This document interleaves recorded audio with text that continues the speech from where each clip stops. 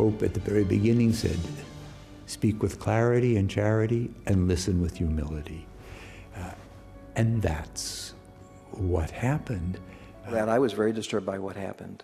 You know, I think confusion is of the devil, and I think the public image that came across was confusion. Cardinal Wuerl of D.C. and Archbishop Chaput of Philadelphia. As you can see, opinions differ on just what was or was not accomplished at the Synod on the Family in Rome. Now, much has been made of the report issued at the midway point of the Synod, which touched on quickening admittance of divorced and remarried Catholics to the sacraments, cohabitation, homosexuality, and same-sex marriages. It stood in stark contrast to the final document issued by the Synod. So is doctrine developing, and what's next? Here to help us make sense of what happened in Rome and what's to come in the next year, I'm joined in studio by canon lawyer and priest of the Archdiocese of New York, Father GERALD Murray. Thanks for returning, Father Jerry. And via satellite from Austin, Texas, the president of the Acton Institute, Father Robert Sirico, returns to the program. Father, thanks for being with us. Good to be with you. Now, I want both of you to weigh in on what you heard in the open there. Cardinal Wuerl, Archbishop Chaput, and what are you hearing from the laity and the clergy where you are? Father Jerry.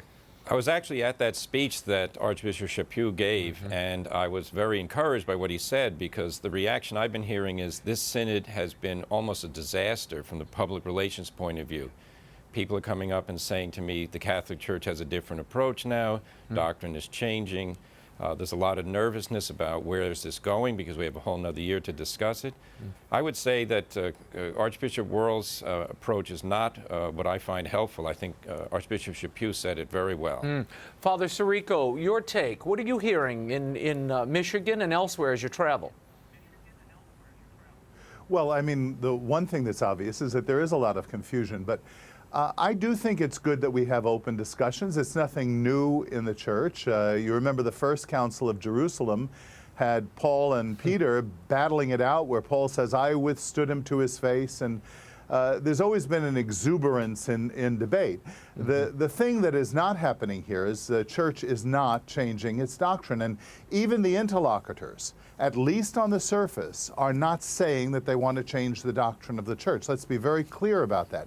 There is such a thing as the development of doctrine. Right. There is no such thing as the evolution of dogma.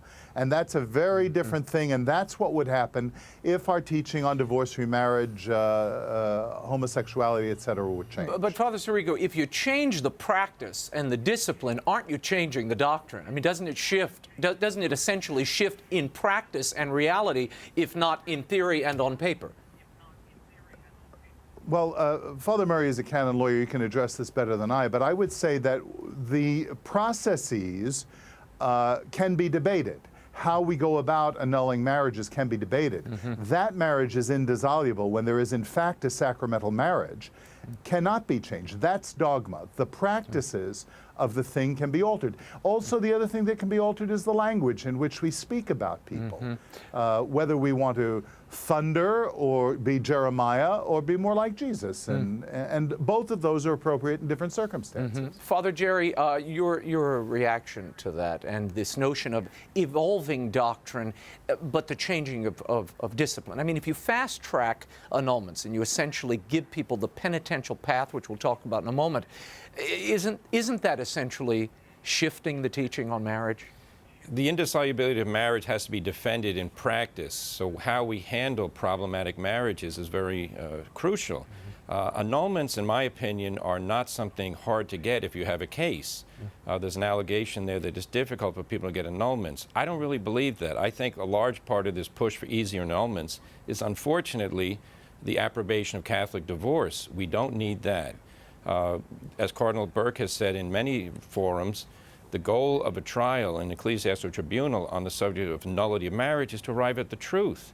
Now, we're careful to arrive at the truth. My goodness, we're taking a whole year to talk about the family. Why can't we do something similar when talking about the truth of a marriage?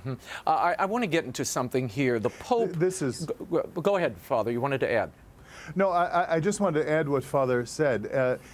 I think a lot of this would be calmed down if the Council Synod Fathers, one presumes going in there that they're Catholic, if they reaffirm clearly and unambiguously the teaching of the Church on these things, then we can talk about, is it possible to shorten the annulment process? And again, I'm not a canon lawyer, I can't speculate on that. But what people suspect is that there's something under the surface here, that in moving in that direction, especially the language about homosexuality, whether being gay is a gift in some sense to the Church, these are the questions that would erode the doctrine of the Church rather than just being open and welcoming to people who have same-sex attractions. Those are two different things. I want to get into this final document that was released by the Synod in the wake of that very confusing midterm report that there was such a reaction to, which we'll discuss the politics and the background of that later. Here's what it said vis-a-vis divorced and remarried Catholics returning to the sacraments. It said, in certain particular situations and in very specific circumstances, the eventual access to the sacraments should be preceded by a penitential path under the responsibility of the diocesan bishop. Now again, this was a conversation point raised, and the Pope made the decision to release all of the paragraphs, whether the two-thirds majority of the bishops accepted them or not. Father Jerry Murray. Yes, at the Synod, they took a vote on each paragraph. This paragraph got voted down because it didn't get the two-thirds majority.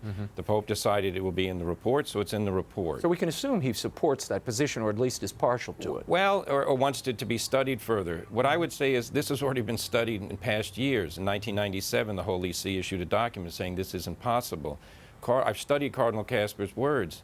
A penitential period, which doesn't include rejecting an adulterous relationship, is ridiculous. We're not accepting a second marriage while the first exists. Now, they say they believe in indissolubility of marriage, the proponents of this proposal. I don't see it. I see this as a word game. It's very upsetting. The bishops weren't in agreement because they didn't vote it in. It's nonetheless there. We have to study. Now, Father Sirico, we were told by the Vatican press office this was the Pope trying to be fully transparent, to let us all in on the conversations, because we didn't get the blow-by-blow of every intervention during this Synod. So all of these proposals were put forward, the paragraphs, and included in the final document, whether they were approved or disapproved by the body. Good idea or bad? Well, that was after the fact that they had closed off all of the release of these. I mean, if you want to do that, put a camera in the chamber and let them have the debate. But getting the information after the media has had its spin on it, or suspending or not printing whole texts, or it was impossible to tell whether this document really was representative of the debate as a whole as it went on in the Synod, or whether some people, as has been speculated, have added their own theological take on the matter. I want to read you this other part. This, in the final document, this refers to homosexuals, and gone is the talk of gifts and valuing, which was part of that midway report. It says, with reference to what the Church teaches, there are absolutely no grounds for considering homosexual unions to be in any way similar or even remotely analogous to God's plan for marriage and family. Nevertheless, men and women with homosexual tendencies must be welcomed with respect and gentleness. Father Jerry. Okay, the question is, how does someone define welcoming someone? In the Catholic Church, the doors aren't locked. You can go to Mass, you can pray. The question is, does welcoming mean that a homosexual couple can walk in arm, kneel down, and then come up and receive communion? Some people have the crazy idea that's going to happen. It won't happen. But ambiguous statements where people say welcoming, you know, you and I feel welcome because we have a relation with the person welcoming us. That should be based on truth, not on some merely emotion. Father Robert Sirico, are you concerned that even the Synod language sort of, it's breaking people up by sexuality? We're all children of God. I mean, everybody has gifts, everybody has value in the eyes of God, regardless of, you know, their attractions or proclivities, right? Right, and that is not what the Relatio said. It said that they were going to be specifically valued because of their sexual orientation. And that's the problem. A human being doesn't have a gift to give because of the sexual orientation. They have it because they're a gift. They themselves are a gift of God. They possess in their person that giftedness. And I think we need to make that very clear, that we love all people and all people are welcomed in that sense. But not saying the truth about these things defeats the purpose of the ministry and the identity of the church. I want to get to the temptations that the Holy Father referenced in his final address to this synod. He referred to a whole series of temptations that he had witnessed during the synod. They included a temptation to, quote, hostile inflexibility, that is, wanting to close oneself within the written word, the letter, and not allowing oneself to be surprised by God. It is the temptation of the zealous, of the scrupulous, of the solicitous, and of the so-called today traditionalists, and also the intellectuals.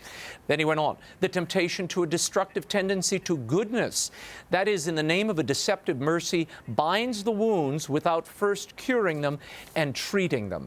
It is the temptation of the do-gooders, of the fearful, and also of the so-called progressives and liberals. Interpret this for me. Who is he talking about? Why insert this at the end of a final talk?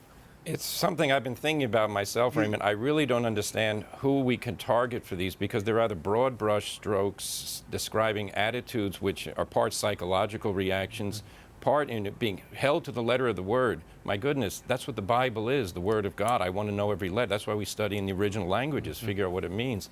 Canon law, for instance, you have to take the words as they're written, what they mean. You can't simply say, well, I think it means this today and that tomorrow. So for me, fidelity to the Word of Christ, and then church doctrine, that's not a psychological attitude. That's a question of fidelity. Father Robert Sirico.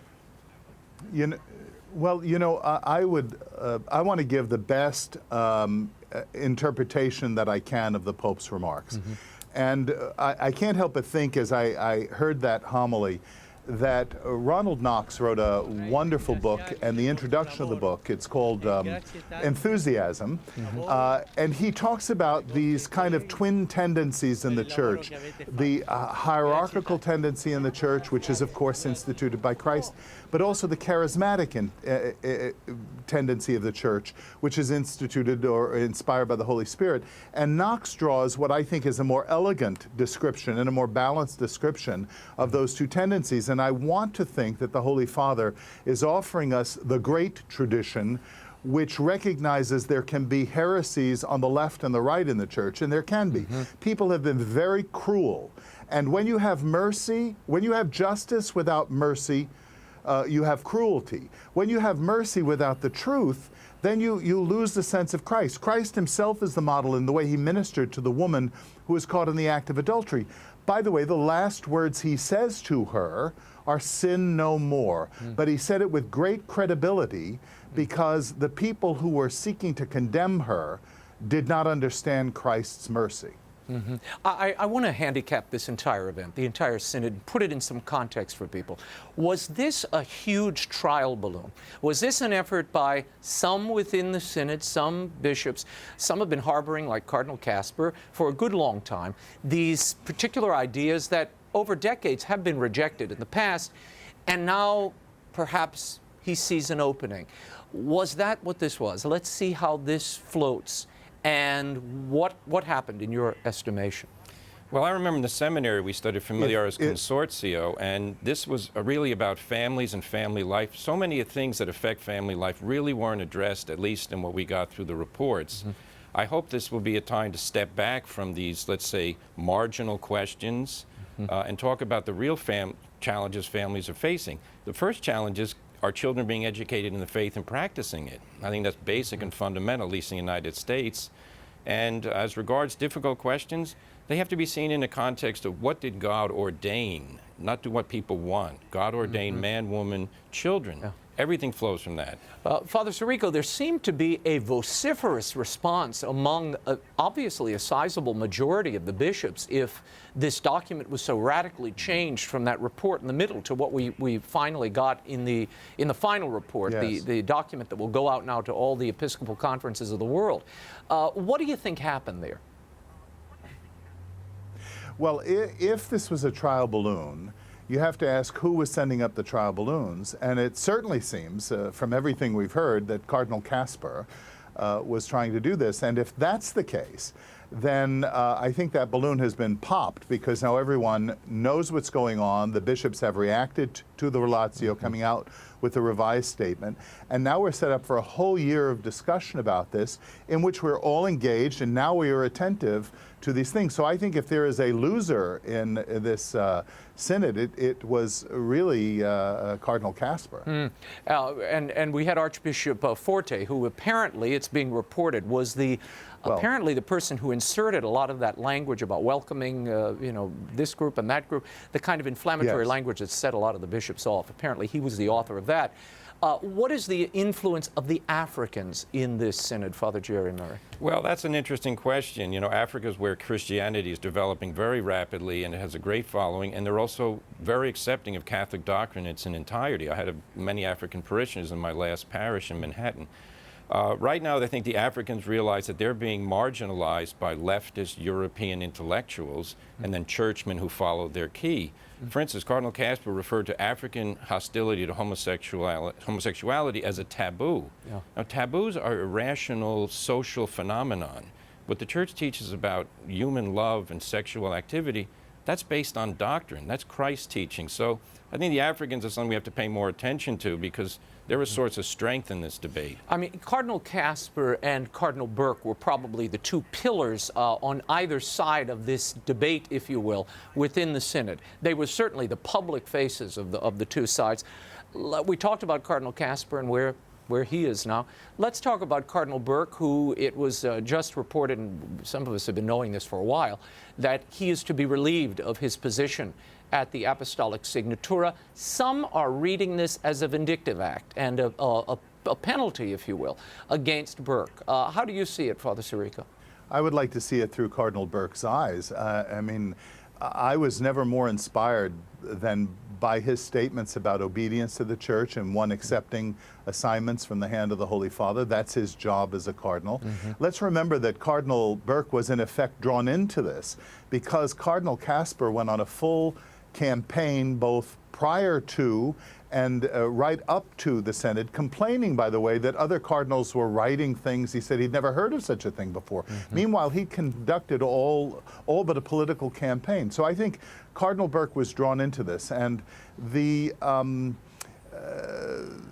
this could not be a vindictive act because of anything Cardinal Burke said during the synod, because my understanding is these decisions were made well before the synod. Yep. Now, what reasons the Holy Father has, I'm not going to second guess any more than Cardinal Burke is willing to. Bishop Victor Manuel Fernandez in Argentina, who was recently appointed by the Holy Father, he gave an interview where he sort of called out Cardinal Muellers, Pell, Willett, Burke, by name, and said that, you know, they sort of, there was a very small minority that frightened the great middle at this synod.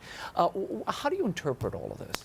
I wish the Archbishop hadn't said that, only because it's politicizing what's supposed to be a fraternal discussion.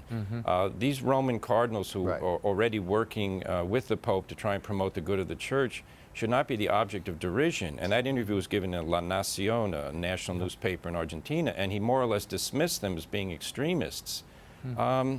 What they are enunciating has been the teaching and practice of the Church from the beginning. It was reaffirmed by St. John Paul II at least twice, many times in his magisterial teaching. This innovation has to justify itself. It shouldn't attack those who defend the traditional teaching. So, Father Sirico, what is the end game here? I suspect if there were Twitter accounts and blogs at the Council of Nicaea, that Athanasius and Nicholas would have been on that list as well, by the way. Yeah, but there would have been a few bloodied noses. You know, St. Nicholas had a good right book, apparently, which I would like to cover that part of the synod. So call me when that happens. What do you think is the end game here, Father Robert? What is the Pope seeking to accomplish, and what do you make of his silence? He's allowing Cardinal Kasper and this bishop in Argentina and others to sort of speak in his name, if you will, but he doesn't say anything about his particular opinion or feeling on these issues. You know, I'm tugged in two directions about this. On the one hand, the only way you can kind of create an atmosphere where people can speak frankly, and I think that's a good thing. Let's get it all on the table, because a lot of this stuff is underneath the table. Right. Let's get it on the table. On the other hand, this great empathy that our Holy Father has shown people is not always seen because of the spontaneous abbraccio remarks that he makes without a lot of planning and forethought. And we've had to go back and say, and the Vatican's had to go back and say, well, he didn't mean that, he meant this. So maybe the silence is not an altogether bad thing as long as other people can weigh in and clarify the issue. I think, by the way, if I may take this liberty, to say that it was very unfortunate that Zenit pulled that interview by Ed Penton from their website, because that was an essential part of seeing exactly what was going on. It was contrary to the spirit that the Pope said he wanted to have in this kind of debate. And this was Cardinal Casper essentially dismissing the African voices, saying in this area, vis-a-vis homosexuality, and then saying he never said it, and then having an audio copy of it saying, and then going back and saying, well, you know, maybe there'll be other journalists who'll take it out on these guys. And this is unbecoming. This is beneath the dignity of a prince of the church. Okay, before we go to the emails, and I have plenty here that have come in, and tweets and Facebook questions, and you can continue to send them. What happens now? This final document goes to all the Episcopal conferences. There will now be a year-long discussion. What do you think it'll look like? Father Jerry Murray. Well, I think we're going to get reports from different dioceses and around the world that people are now expressing a different view than the past about communion for the divorced and remarried, and then for the place of Catholics with a homosexual problem in the church. I hope the practice doesn't outstrip the teaching, because there's no invitation to infidelity in this. On the level of theology and reflection, I think the debate's going to continue, and I hope it's as scholarly on the side of Cardinal Burke as it's been so far. Father Sirico? I would say enter the debate, enter the discussion, write letters, write blog posts, express charitably but forcefully your understanding of the Church's teaching. Let's remember this one thing that we can forget if we don't have the big picture. The Church is not something that we invent. It's not something that we create. It's something that we have received, and we have the obligation, preeminently the Holy Father and those who teach in communion with him, have the supreme obligation to preserve and hand on undiminished and undiluted to the next generation. So this is not a matter of votes. This is a matter of truth. Yeah, I mean, if I can offer my little 2 cents here, I think what we essentially would be looking at is a year-long campaign by various people in the Church, cardinals, bishops, lay people, lay groups, attempting to make their voice heard, and it will be cacophonous between now and that synod, no doubt about it, because those were the voices that got attention in the last synod, writing books, speaking out, media appearances. I think this will inevitably continue. I now want to go to some emails before we run out of time. I know you have to run, Father Sirico. This comes in from Pierre. He says, why is the synod necessary at all? Isn't Familias Consortio enough? We could use the money for the poor. You would say what? I would say that synods give us an opportunity to reflect on particular issues that are confronting the Church in various areas of the world, and the bishops have a knowledge of that, an intimate pastoral knowledge of that. Unfortunately, a lot of those issues were not raised because of the kind of campaigning that went on well before the Synod began. Right. So I wouldn't take it out on synods as such. I would see the frame of the debate being in Familias Consortio and, of course, the Catechism. Father Robert Sirico, thank you so much for being with us. Don't become a stranger now. That's not the Vatican in the background here, by the way. Yeah, I just wanted to make sure it looks like a slightly that. sepia-toned Vatican. Thank you for being with us. You can follow the work of Father Robert Sirico and the Acton Institute Raymond. by visiting their website, acton.org. We are going to continue with emails, Father Jerry, if you'll indulge me. This comes from Jay McCoy in Chicago. If the Pope and the Synod were truly seeking the will of the God of surprises, and the Holy Father referenced that, I guess, in his homily on Sunday, that we have to be open to the God of surprises. She goes on, why was a committee appointed to streamline annulments before the Synod began? Jay McCoy. Good question, and actually Cardinal Burke had the same reaction. I had that reaction when I heard this committee was formed, because that was one of the missions of this Synod, to look at the question of annulments. I hope that committee will be augmented. I saw the committee members. I was sad that some cardinals were left out, people of some prominence. Well, notably Mueller and Burke, the head of the Congregation for the Doctrine of Faith, and Burke, who as head of the Signatura deals with tribunals endlessly. This is his job. That's true, and the university professors represented did not cover the whole scale of Roman universities. I was not happy about that. I think one of the effects of the discussion will be that it has to be done in an open way, given all this publicity. I hope that happens. This is an interesting one. This is from Paul in Houston. He says, I am a former Episcopal priest. Having made the decision to come into communion with the Catholic Church because of the sure doctrine, it now seems the Catholic Church, or some of its leaders, would like to follow the disastrous Episcopal trajectory. To my eyes, they seem to be embracing a secular ideal and attacking as rigid anyone who defends the traditional teaching. Am I wrong? Correct me. Paul in Houston. Paul is not wrong. In fact, this is one of the things that's troubled me the most. Here we are talking about changing church doctrine and practice when we have people abandoning Mass. Catholic school system is collapsing. Universities, Catholic practice in Catholic universities is very low. We should be talking about strengthening the faith, the joy of believing in Christ. I love meeting converts precisely because they embrace the faith because it's true. And we Catholics who are, cradle Catholics, we shouldn't say, well, it's true, but we got to adjust and we got to do this and that. Wait a minute. The glory, the splendor of the truth, that's what we got to talk about. There were a lot of these tweets and Facebook messages that came in. Is this division that these people have seen between the cardinals and the Synod, is this division going to lead to schism in the Catholic Church? I don't think there'll be a schism, because I don't think the Pope's going to let that happen or want that to happen, and I don't think the cardinals want it. But what needs to happen, though, is error has to be extirpated, to use an old word. I mean, erroneous teaching, the teaching that a divorced person who's in an adulterous second marriage is entitled to receive communion if they do some kind of so-called penitential period, this is anathema. This has no basis in the tradition of the doctrine of the Church. To keep putting it forward, in my opinion, is a lack of charity toward the faithful. Cardinal Casper has been rebuked very well by Cardinal Burke. I think he should reflect on it and change. Yeah, and others. I mean, not just Cardinal Burke. Yes. Before we go to this last email that I have, I want to roll this. This is the head of the U.S. Bishops' Conference, Archbishop Kurtz, on the transparency of the next synod, the final synod on the family. Roll that.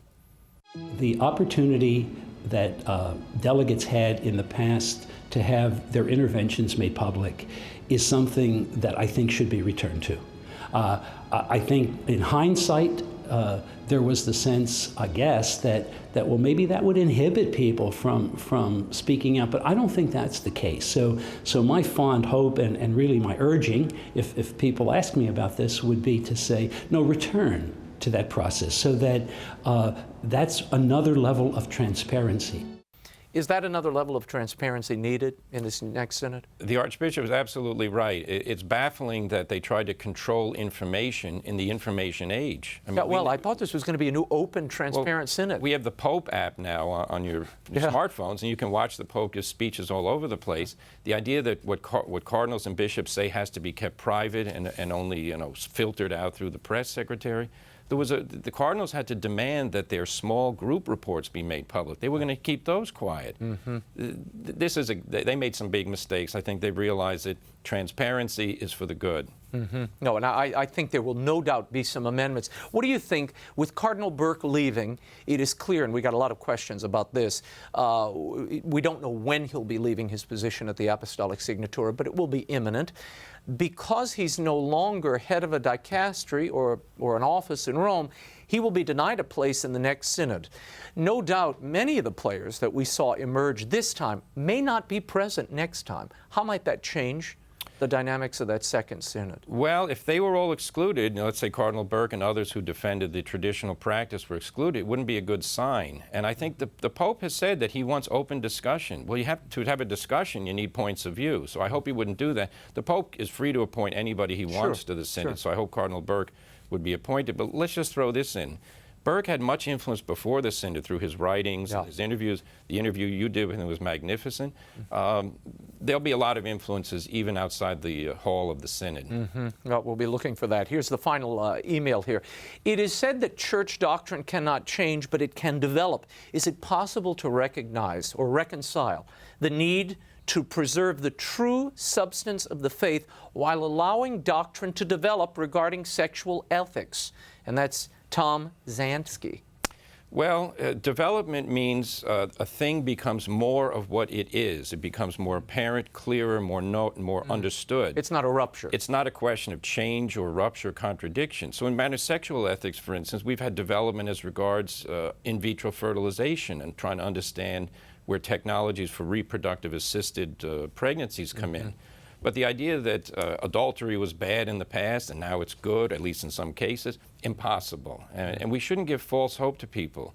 When we say we're welcoming homosexuals, yeah, we welcome everybody. We don't say homosexuality is a good thing and we should embrace that kind of activity. Anyone who says that is doing a lack of service to the truth and to charity. Father Jerry Murray, we will leave it there. You can read Father Jerry's columns, where he writes regularly, on CatholicThing.org. Thank you for being here. Thank you, Raymond.